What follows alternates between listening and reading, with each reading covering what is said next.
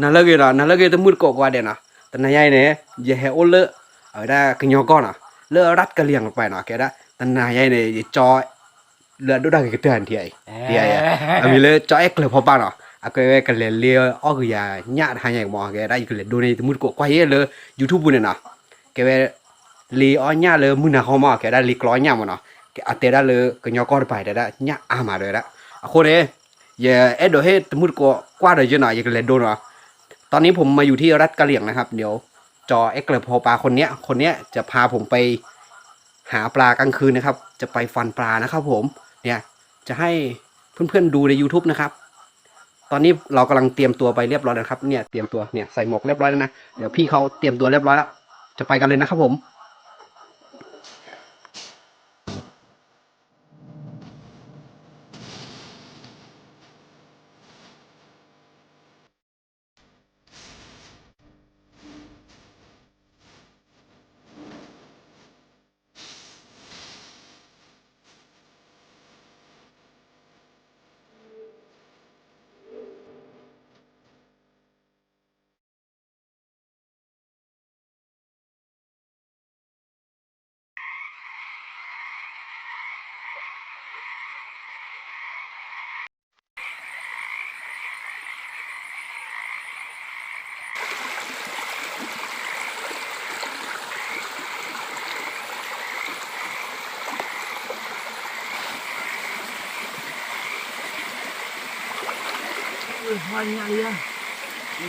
พ่อเบาบัว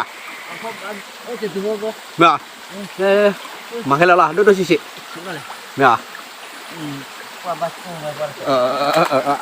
ชื่อละ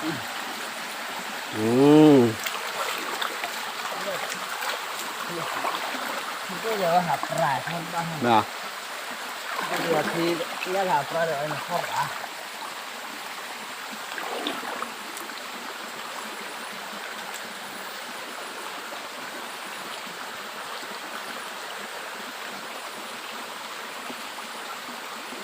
ทั้งหลายnhau ai à cho nhau ai nọ ta kẻ thi đua làm nào vậy thì hay là thi đua gì hả hay là pok màตรงนี้ชื่อปกนะครับแกได้ที่ดีอยู่ในมีเลยปกมาปกนี่ให้ได้ที่ดี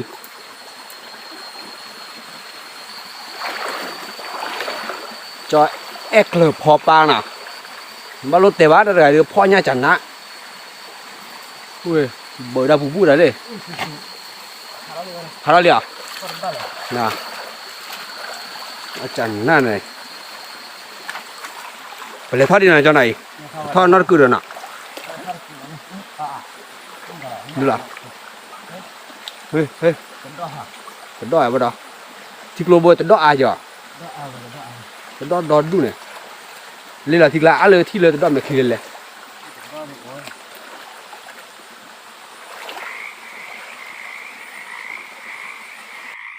Banyak lu, punya banyak. Berarti. Babu aja. Baru. Hele. Duduk. Hei. Ulah. Itu. Hele. Oh, hat on boda. Le, cuba. Itu hat on bo. Oh. Cepat lu kan, wah. Nah. Mana? Ke lagi cek apa. Nên phản ô được phí bà cho quý đây nhá cái này là anh nàyปลาหลักตัวใหญ่ๆทั้งนั้นจะเอ็กซ์พอquýอันนี้ดูบัดเธอดิเฮ้ยนี่ครับได้หลายตัวแล้วนะครับผมปลาเข็มนะครับปลาเข็มตัวใหญ่พอได้อยู่ในนี้ถ้าใครทีพูดแล้วนะจ๊ะนะแต่มันคุยจุดเฮลอนเนี่ยเราที่เราตื่นนี่ก่อนเวลาทอดกว่าจะเนี่ยเฮ้ยดูล่ะเฮ้ยยังไปเฉยไปสังเกตไม่ใช่ไปสังเกตนี่หว่าไปเฉยปลาหลักนี่หว่าปลาหลักปลาที่หัวที่หัวเราโอ้ยเนี่ยเฮ้ยยันลี่อ่ะเฮ้ยปลาก้างยันลี่เหรอยันลี่อ่ะโอ้ยพูดอะไรเนี่ยโอ้เฮ้ยผัดอูดอ่ะอูบูเดียนี่อะไรบ้างเนี่ยบุกอะไรบุกช่วย bơi bơi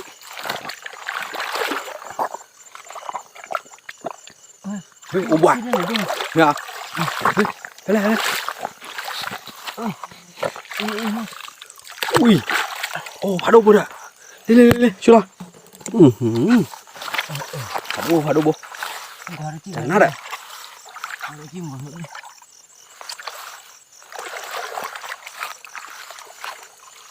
ô bữa đây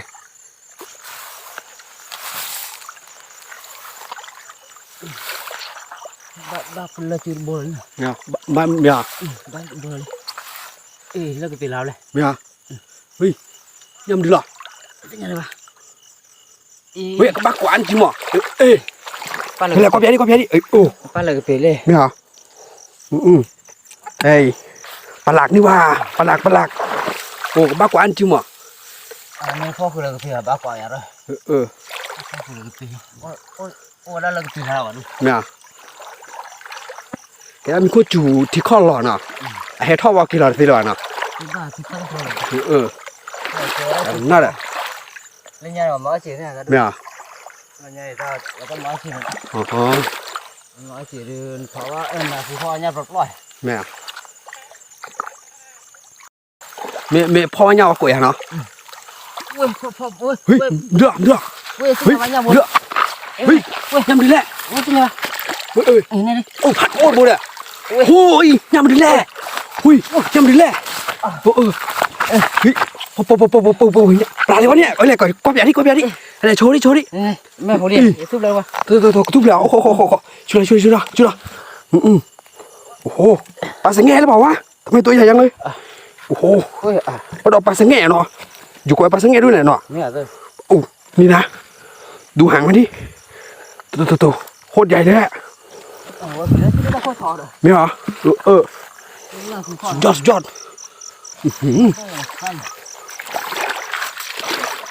คืออันนี้นี่เป็นแบบว่าฝนตกมาใหม่ๆน้ำขึ้นใช่ไหมน้ำขึ้นแล้วก็ฝนหยุดตกแล้วก็น้ำทางไหลเนี่ยมันไม่ค่อยมีน้ำไงก็เลยปลาขึ้นมานี่กลับลงไปไม่ได้มันก็เลยขังอยู่ในเนี้ย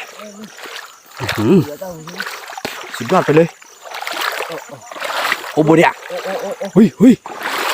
giúp bên nhà vào đâu คิดเป็นยังไงเลยก้อนใหญ่เลยมาดิ mà nó không ngọt เลย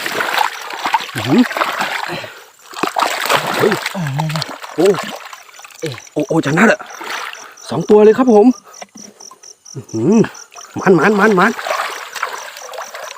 มันจริงๆเลยครับวันนี้ kho thịt luôn hấp đã rồi เม็ดอ่ะ gì mà đi มันจริงๆเลยครับผม nó thịt sợi rồi โอ้สุดยอดไปเลยโอ้เหนื่อยแล้วครับเนี่ยโอ้แต่เหนื่อยก็คุ้มนะครับได้ปลาใหญ่ปลาสังแงะนะครับผมที่ใส่ในเขาเรียกว่าอะไรนะอันนี้ขวดใหญ่เหมือนกันนะเนี่ยเกือบเต็มขวดแล้วนะได้หลายตัวมากเลยได้ทั้งปลาหลากแล้วก็ปลาก้างแล้วก็ปลาเล็กๆประมาณ 4-5 ตัวประมาณนั้นแหละแล้วก็ปลาอะไรไม่รู้เรียกชื่อก็ไม่ถูกเหมือนกัน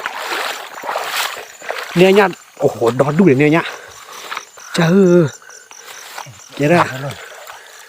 ที่ข้อหล่อเนี่ยแกได้ที่ข้อหล่อมีคนจูว่าที่ทอดเราเนี่ยให้ทอดเราเอาไว้ข้อหล่อสีโคเนี่ยว่านักกินหล่อนี่มาเนี่ยซะเลยสุดยอดไปเลยจะนะโอเคครับตอนนี้ก็4 ทุ่มแล้วนะครับ4 ทุ่มกว่าแล้วครับเราอยากจะหลับแล้วเหมือนกันเพราะว่าเราหาปลาดึกแล้วเหมือนกัน4 ทุ่มกว่าแล้วตอนนี้เราจะกลับบ้านแล้วนะครับผมอันนี้นี่คนหมานเห็นไหมคนหมานนี่เราจะเดินกลับบ้านแล้วเดี๋ยวถ้าถึงกับบ้านแล้วผมจะเทลงไปในกระมังจะโชว์ให้เพื่อนๆดูอีกทีนะครับผมโอเคครับผมจะปิดกล้องตอนนี้ก่อนนะครับผมคันนี้ดูพาเกตตื่นนะกันลีกันแล้วเช็คหาวิลลี่เอาไว้สิคือจริงๆข้อวิลลี่ขอยก็มาจอเอาไว้รูหลับใหญ่เนี่ยมาเป็นเนี่ยใหญ่ที่ไหนแล้วปูวินะอะไรจอนั่นรูหลับใหญ่ที่ไหน cái đó là thịt lô dân nó là thịt lò xì dân nó ป่ะ cái ขอ gì ไปดิโอ้โหเดี๋ยวคุยไปเด้อโอ้ที่ไหนที่นี่ที่ตัวหันต้นโบเนี่ยรอดูอย่างนี้ก่อน à hả nà นั่นแหละบุรุษยาไม่คือที่บุรุษยาไม่คือที่เฮ้ยโอ้เราแต่อะไรหรอเนี่ยได้เยอะมากๆเลยได้ปลาไหลตัวนี้เป็นปลาสะแงะนะครับเนี่ยตัวเนี้ย ต้องเดียวลิ เนี่ยปลาสะแงะนะครับอันนี้ปลาไหลตัวใหญ่มากๆเลยได้อันนี้ก็ปลาหลากเนาะพวกยอกกว่าอะไรอยู่ย่างกว่าเนาะโอ้พวกยอกกว่าย่างเนาะเนี่ยอันนี้แต่ราคาย่ำดีเลยโอ้ได้กุ้งด้วยย่าตีแล้วเนี่ยเน้นเม่เดี๋ยวโอ้เกือบ2 กิโลอะนะเนี่ยเกือบ2 กิโลเนี่ย ไปจีดอ ที่นั่นหรือเด้